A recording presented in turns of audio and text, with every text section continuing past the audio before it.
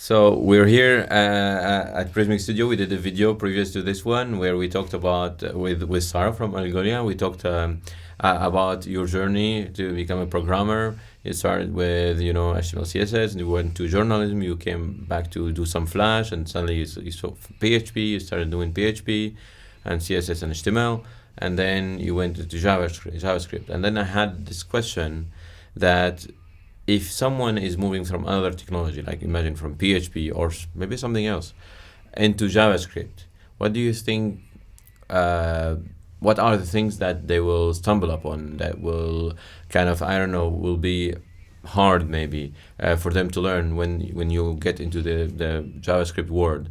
And what are the things to, how to think about it, how to handle that complexity or that new thing that they learn about JavaScript? Do you have these kind of experiences that you can share? Yeah, sure. And I feel like JavaScript is really one of a kind language because it has many concepts baked into it, and it's like one of the most popular languages that uses prototypes. Like, it's not the only language, but it handles it in a very specific way.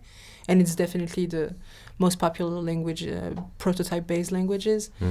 And for people coming from PHP, Ruby, Java, it's really baffling to see how JavaScript works, how it handles objects. I feel like when you've been doing object orientation with those languages for a long time, you tend to think, okay, classes are the only way to do object orientation. This is actually not true. You can do it in a different way. And if you really want to leverage JavaScript and to use everything it has to offer, it is necessary that you really step out of what you know and learn to embrace that new language. Because if you try to replicate what you know, you can do it. It's really easy to mimic classes with JavaScript. Especially today, you even have a keyword for that. And it's really easy to do. But I feel like when you, let's say tomorrow I want to learn some Haskell, and I've been doing object orientation for a while, then I'm going to dive into a new language that has nothing to do with it.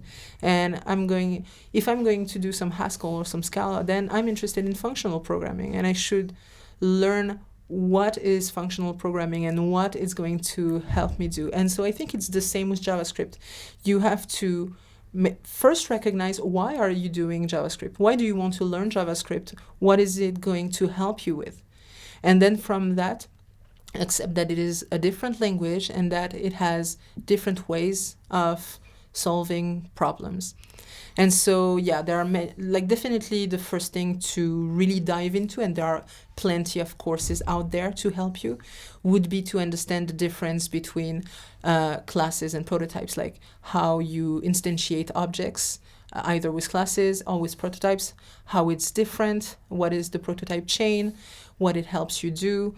Understand that there's no such thing as a class in JavaScript or prototype-based languages for that matter. That JavaScript is highly based on functions, that functions are first-class citizen in JavaScript, and that it is extremely powerful, that you should use it. And that we'll dig more into, but first thing you said that it's not exactly class oriented. I mean, it doesn't have like classes. Even if you have the word class, yes, it's still objects you create in runtime. They have prototypes, and you can still modify them in runtime as well. And you talked about what you call the prototype chain, right? Yes. And that is, maybe a lot of people argue that that is the real object orientation. Yes. Objects exist in runtime. They don't exist only in design time. They exist in runtime, and they behave differently, and they change dynamically. And JavaScript actually embraces that to the extreme, right? Yes. They are runtime. Yes, absolutely. And I remember reading interviews of the creator. I think it's Brendan H. I don't know if I pronounce it well, but he really got interested in Lisp, that is also prototype based, to do JavaScript. And yes, in a way, that's kind of the purest form of objects, because in prototype prototype-based languages, you have only objects. That's the only thing that you have. In your prototype is an object in itself, and you can modify it, and you can modify the entire prototype chain. So that's an interesting concept. That's really mind-boggling when you don't come from that, because it feels like the only way of creating an object, or what you think of an object, is doing it with a class. But there are many ways to look at it, and prototypes are really valid.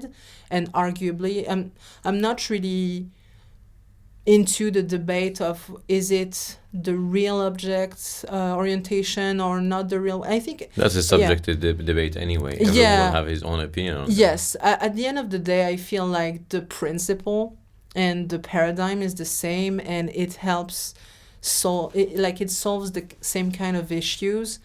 So it does not really matter what is the real way or the not real way. But what is interesting to understand is that every language is built in a way that if you embrace it, you're going to also benefit from all the optimizations that the engine is doing in the back. Whereas if you fight it, then you'll have that performance. You might, and you're also not going to benefit from all the things that the language has to offer. And I feel like it's like when you're learning a foreign language. Like, why try to apply your grammar, your conjugation on a language that has nothing to do with it? That's probably the worst thing you can do, right? Yeah. But I for myself, I know I should admit I haven't been coding for like maybe 2 years, so I'm rusty on that. But anytime I had to use JavaScript, I tried not to touch the prototypes. I tried to use JSON as structure and use it as a functional programming. Is that okay? Yeah, I think that it is definitely okay, because functions are first-class citizen in JavaScript, and that's actually really powerful.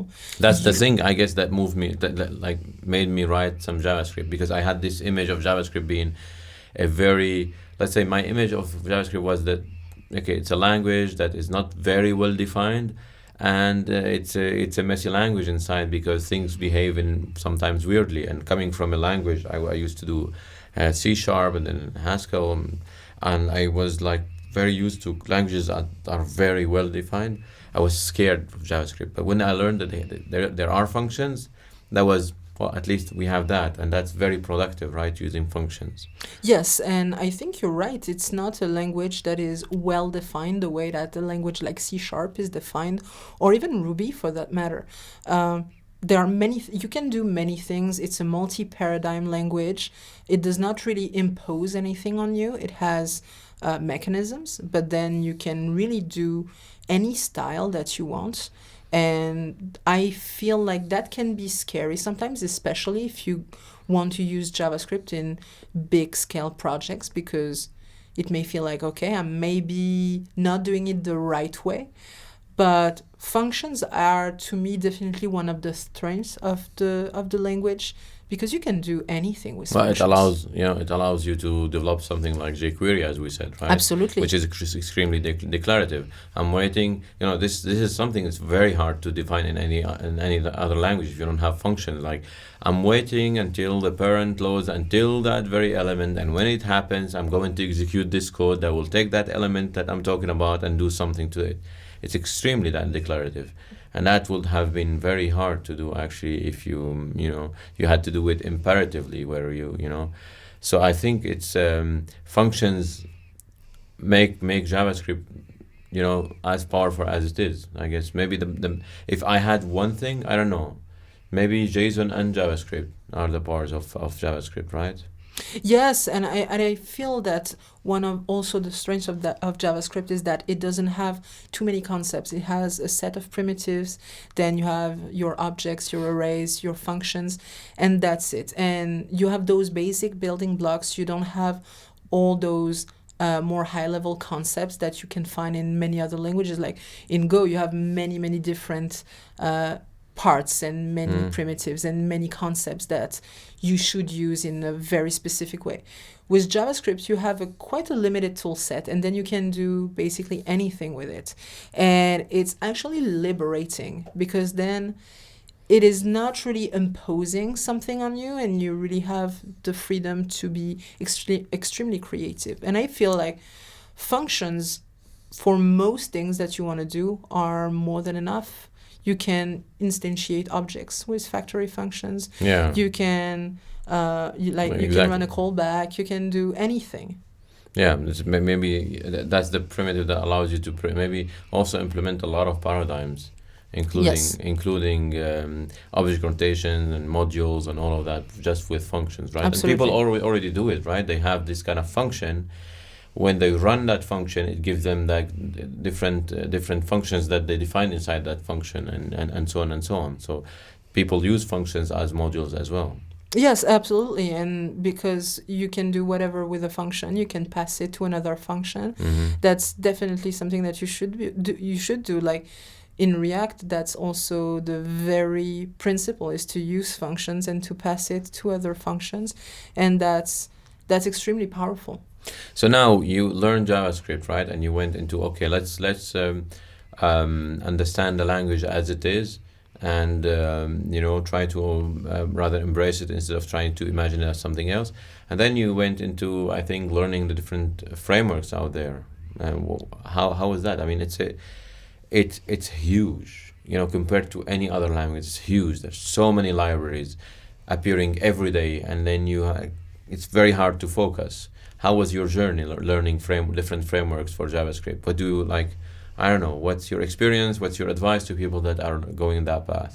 So to me, it was actually a bumpy road, because I started learning Angular, so Angular JS. Probably a couple of months before it was decided that it was obsolete, and that Angular 2 was going to replace it, and that it was not even a major version. It was a totally different framework. So I invested like a couple of hours into AngularJS before realizing, okay, that knowledge is going down the drain. And back then, yes, it was such a jungle. You had Backbone that was becoming popular, or already popular. Angular, of course, was the big dog. And then all the things, like you had a lot of small things. And I remember that I ignored it for a long time, and I really focused on what I was already doing. And then it started to stabilize, and you had basically what are the three big contenders today. You had Angular 2, or Angular 2 Plus, React, and Vue. And so at some point, I had to learn one, and you had to make a choice, because I remember at some point it was really popular to do benchmarks of which one is the most performant, which one is the best, etc. And at the end of the day, it's really the same. Like the performance difference are so small that it does not even matter. They work well. All three work well. They are done differently. They have a different philosophy behind it, and that's what matters. But they work the same. They accomplish the same. They solve the same problems, and they're simply different solutions. So when you're past that, it's more, okay, what feels more natural to me and what makes more sense for my business? What do my team already knows? So what decision did you take? So what I did, so I was not really bound by a company choice. It was really for me to learn. And so what I really liked with the documentation of Vue, when I looked at it, was that it was, like the message was, if you already know HTML, CSS, and vanilla JavaScript, it's going to be extremely easy. Basically, you kind of already know Vue.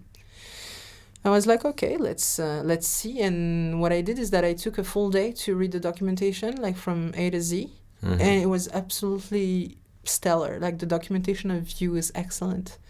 And on day 2, I started building something, and the experience was awesome because, when you're using an iPhone, like the idea behind an iPhone is that you don't have to read the manual. Everything is built in a way that is intuitive. You know that if you swipe left, you have the feeling that if you swipe left, it's going to do something, and it does that thing. It was the exact same with Vue. After reading the documentation, I was like, okay, I feel like I should put this here and it should do that. And actually it did that. And so that's what I really liked about it, is that it was coming from my background of knowing the technologies that I knew, was already a plus, and it was already helping me understand it. And I think it was designed in a way that makes it extremely obvious and simple to get started. And it's really different. Like there are many similarities with React, but React is a lot closer to JavaScript, like to the end result. Basically, when you're writing React code, it looks a lot like pure JavaScript. With Vue, yes, you have a templating language, and you have a very structured way of creating your component. So it's totally different, and I know that many people really don't like too many abstractions. They want to be closer to JavaScript, also because they learn more.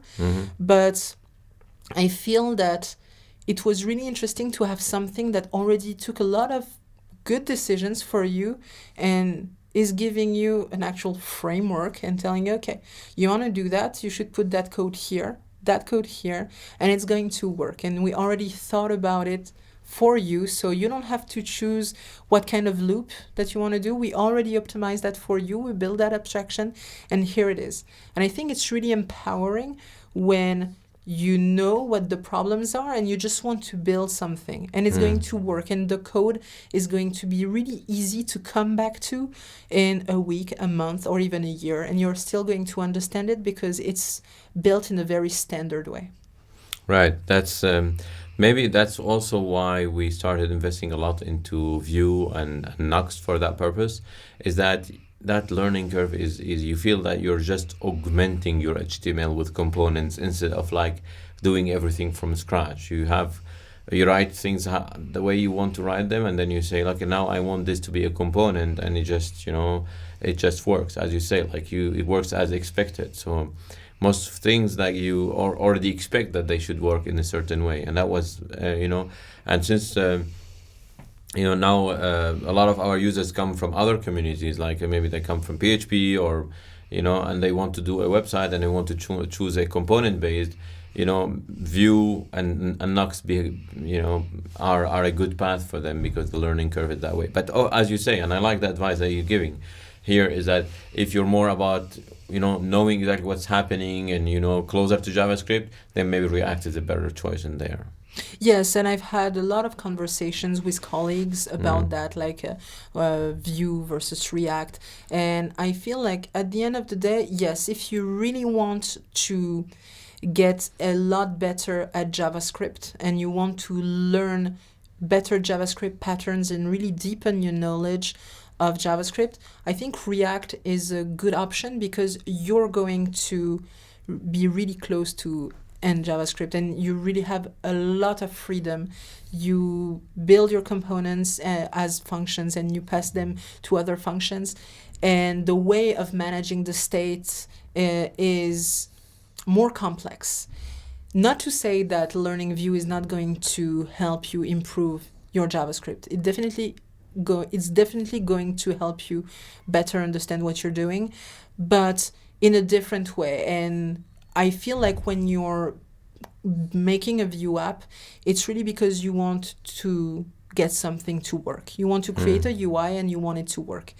But React is going to lead you to dig deeper. Yeah, to dig deeper into specific patterns that are specific to React. And that's I think the strength and also maybe the weakness of React is that it has so many concepts that the learning curve is steeper. Right. So usually you have those comments about, oh yeah, React is for real JavaScript developers, advanced JavaScript developers, and Vue is for beginners. I don't think this is true. I think it is easier if you really have an advanced knowledge of React to get into an advanced knowledge in JavaScript to get into React, because it's going to be easier for you to learn new concepts. The different concepts, yeah. Yes, but those concepts are not necessary to build a UI. That's what I'm saying. You can build in both technologies. You can build very advanced UIs. Yes, you can do exactly the same thing. Like there is not something that is available in one that is not available in the other. You can do exactly the same thing in both. But in one, the complexity is much more hidden, which is what I believe to be a strength, because I do not need to see it. I do not need to be playing aware with of it and Yes. think about it. And that's why I think frameworks exist, is because you want to abstract all the things that we all read. Like when you do a Rails application, you don't want to handle routing. You don't want to handle authentication. All that stuff that is always done the same way, you do not want to see it. You want it to be built well. You want a nice interface that allows you to hook into it, and that's it. But you don't have to look into it. And I think it's the same for UI. I don't want to necessarily manipulate and touch reactivity myself. I just want an engine, a reactivity engine that works, and be able to just change the value of a variable or push something to an array and know that every piece of DOM that relies on it is going to update. On that case. Okay, well, that was very interesting. Thank you very much for this, Thank for you. your experience.